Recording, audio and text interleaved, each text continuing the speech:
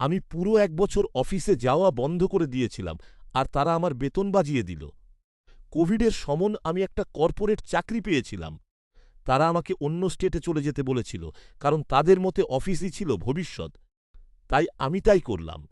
১ বছর পর return to office বা অফিসে ফেরার ইমেল এলো। আমি যাওয়া শুরু করলাম, কিন্তু একটা সমস্যা ছিল।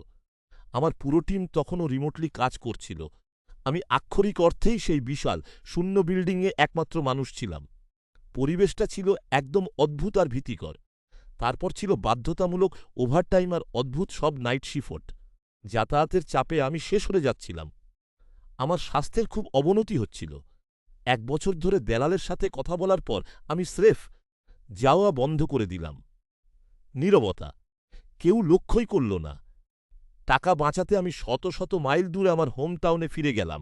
সেই অফিসে পা রাখা থেকে আজ পুরো ১ বছর হয়ে গেল।